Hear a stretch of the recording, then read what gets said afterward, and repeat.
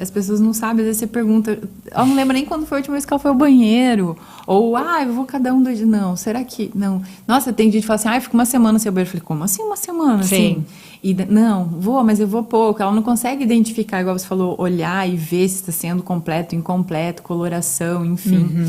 Você falou antes uma coisa que eu acho que é legal explicar para as pessoas, a diferença de quando esse cocô fica boiando ou não, porque as pessoas perguntam, qual que é a diferença?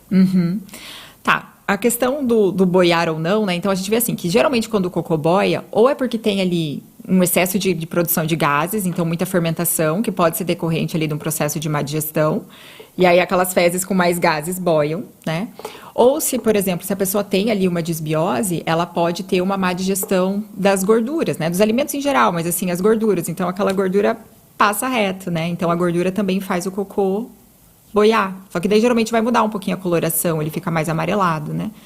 E também pode indicar falta de fibra na dieta, assim, né? Então, às vezes uma pessoa que não tem uma alimentação também muito rica em fibras, ele, né, não tem ali um peso, né, digamos assim, né, suficiente para ele afundar. E isso é legal, né? Quando a gente fala de ouvir os sinais que o corpo dá. Quem estiver ouvindo e que tem algum desconforto, se pergunta assim. Às vezes eu pergunto, quando você sente azia, queimação, você consegue notar o que te piora? Aí você fala, só quando eu como gorduras, né? Então você consegue ir identificando mais ou menos. Eu acho que mudando esse básico aí, você já consegue ver algumas melhoras, mas na grande maioria só isso não vai resolver o problema, né, Thalita? É que dependendo do grau que está, né, às vezes é mais complexo, assim, né? E é igual você falou, essa questão sobre a permeabilidade intestinal. Então, eu, por exemplo, depois que eu comecei a estudar sobre isso, eu comecei a entender coisas que aconteciam comigo desde a adolescência. Então, assim, eu tinha enxaqueca, rinite, acne, e eu sempre fui no banheiro todos os dias. Então, eu achava que o meu intestino era normal.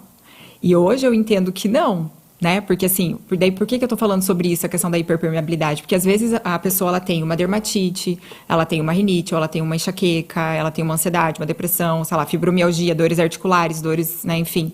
E aí ela fica indo em vários médicos, né? Como aconteceu comigo, eu ia em dermatologista, neurologista, daí eu tomava remédio para enxaqueca, eu usava antibiótico para melhorar a acne, anticoncepcional, tipo, né?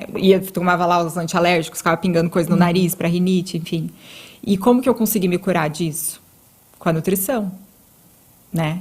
E na época eu até não estava trabalhando como nutricionista, foi uma outra nutricionista que me ajudou. Porque ela falou assim, Thalita, será que isso não tem relação com a tua alimentação e com o teu intestino? E aí eu fiz uma primeira dieta, assim, né? Tipo, prescrita, assim. Reduz o glúten. Daí eu descobri que eu tinha intolerância à lactose, tira ali um pouco dos industrializados, melhora a qualidade da alimentação e eu sarei.